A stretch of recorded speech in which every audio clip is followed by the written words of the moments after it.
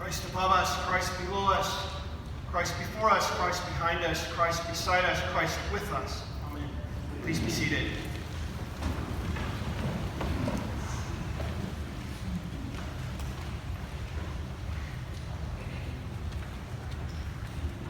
Getting along with people is hard, isn't it?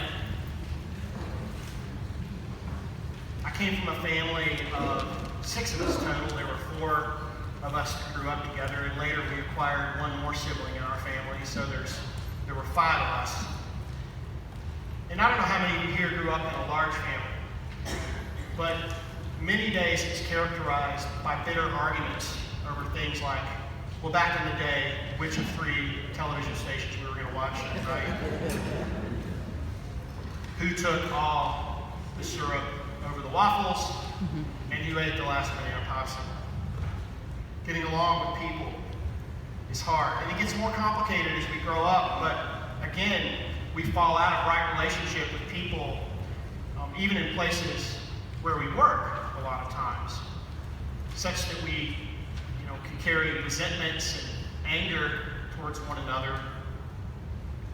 And when I worked in corporate America for a little while, there was this great term that I read in a business magazine, blame storming, which is where everyone's sitting in a circle trying to figure out whose fault it was. And then I read recently, and I've heard often from a former boss of mine, and he got it from Stephen Covey, the Habits of Highly Effective People fella. We judge ourselves by our intentions, and other people judge us by our behaviors. And even though there's nothing new under the sun, as King Solomon once said in Ecclesiastes, human cultures have always had to work to get along. And when human cultures were starting to form and people were starting to live together in tribes and later in cities, thank the Lord, Moses came along and delivers the 10 Commandments on tablets of stone. And much has been made about the 10 Commandments, and Jesus spends the latter part of what we call the Sermon on the Mount really giving us a discourse on the 10 Commandments. And lately it's become this political symbol that people try to put them on courtyard steps and on bumper stickers and such. They're really kind of held up as this marker of virtue, this impossible standard, really. And during Lent, you may be pleasantly or unpleasantly surprised to see that one of the things we're going to try this year is we're going to recess in with no hymn, and we're going to recite, chant, do responsibly the Decalogue, which is in your prayer books. And some churches do that every week before church. I think this is a little heavy. But we'll start off every service this. And when I first experienced this, it felt kind of harsh, really. Kind of separated from the whole love thing that we get from Jesus. And I think Jesus' words today are pretty hard words. A lot of what he says in this discourse is a part of the collective sort of hard sayings of Christ. He talks about some difficult things. And they're difficult because he's talking about people getting along with each other and how people treat one another.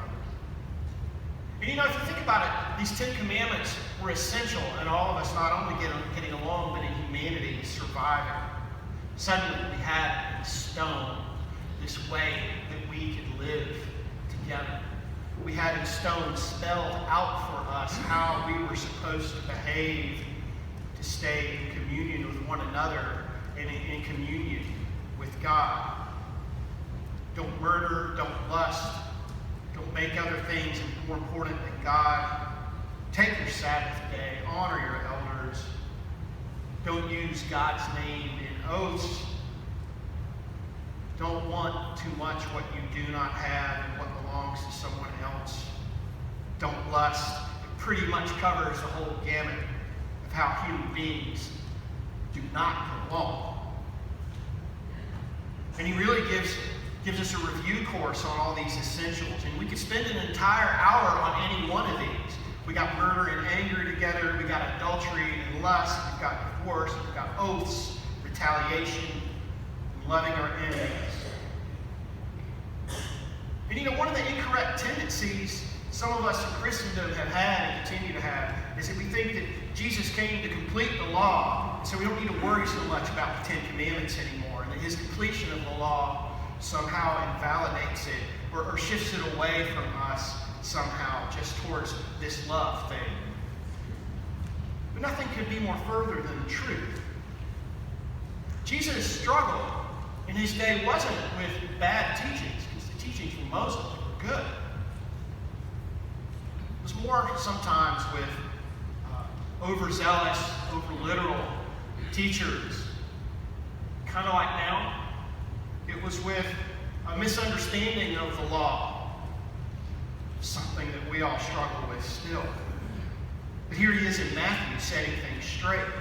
He's helping people in his day be good Jews, be good Pharisees, be good Sadducees. He's helping them to adhere not only to the letter of the law, but more importantly, the spirit of the law, the Torah, the law of Moses, the intent of that law. He takes his followers a little deeper.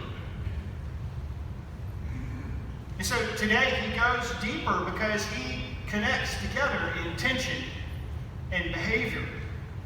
It's not just enough to outwardly keep yourself from murdering somebody, because I think most people throughout history have been able to do that.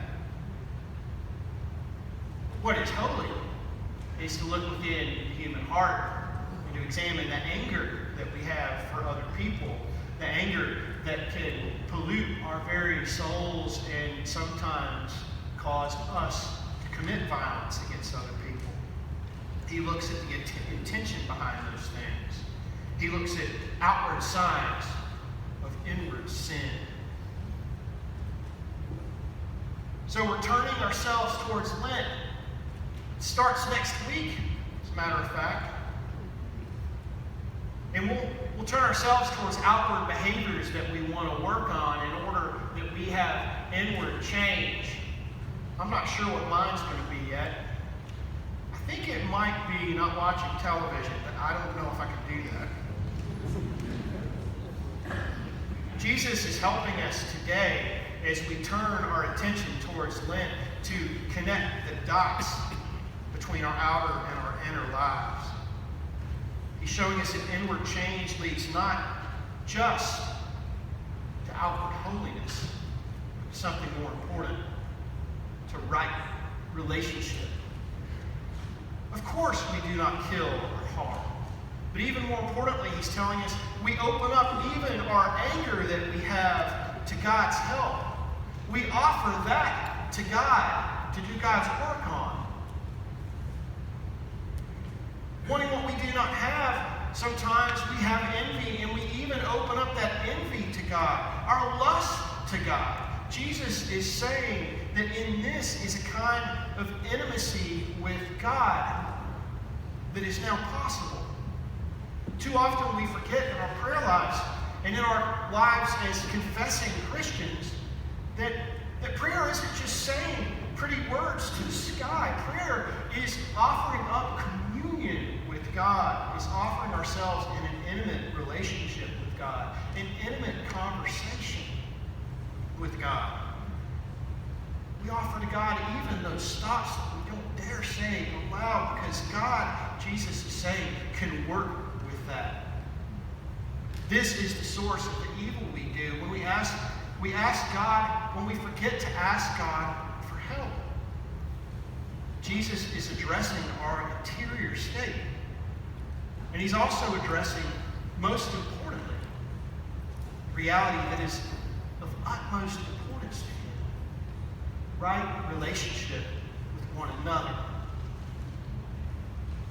For instance, in this prohibition for divorce, and this is always a difficult thing to talk about in church from the pulpit, he's saying here that the Mosaic law needs to be completed. And will be complete when women, who in his day weren't always treated with equity and treated with respect, be treated with respect and be taken care of during that process, rather than just dismissed, given over to God, given a place that's necessary in the society, treated like human beings, to be able to be in right relationships still with one another and with God. The Ten Commandments and all of Jesus' discourse really comes right down to this, to right relationship. And I think it hits this home, and this is really hits home for us because every week we are traveling up to the altar, aren't we? And I know whenever I hear this, sometimes I think, well, maybe I ought to take a week off because I'm pretty mad at my brother. And you know, that's an option. I've known people who occasionally, when I've seen them come up, they've been fasting from Holy Communion, and that is a holy practice to do. It bears maybe a conversation about it. But you know, I've also experienced, because I hate to tell you this, but I've even been back there serving communion when I've been angry at somebody.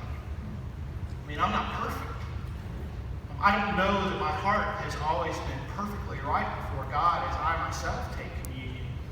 But what I do know is that sometimes I have brought those worries, I have brought those burdens to God's altar, and I have left them as an offering to God, and I've been strengthened, and I have felt my life transformed by receiving that communion. And I've gone out those doors into the world to start to make things right with whoever it is I'm at odds with.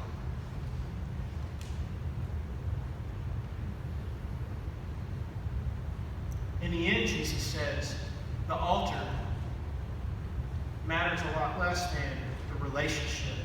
And see, this is especially meaningful during his day because, as we've talked about over the last few weeks, people came to the temple to set things right with God. People came there when there was some kind of rupture between them and God or them and another person to make a sacrifice to God. And sometimes it did set things right with them, but Jesus is saying, you know, actually the altar is also contained in your hearts and in your minds. And that only God is able to transform our hearts and minds. God is the only one able sometimes to transform broken relationships. What grace, though, here, that God, through Moses and later incarnated in Jesus, took form not just to help us to be holy as individuals, but to be able to take that holiness further and to be holy in right relationship with one another. So we deal with our anger with God. We name our lusts, and we even, on occasion, may make a point of fasting from the Eucharist to leave our sin at the altar. Whatever it is, it leads us back to God, who then says unto us that it should lead us back to one another. And you know, I think this makes the Ten Commandments for us not just about being good, not just an open display of piety or an impossible set of rules for us. Jesus transforms them by saying unto us that they can help us make us fully alive, fully human. Not just about being good, but about living into who we were created to be.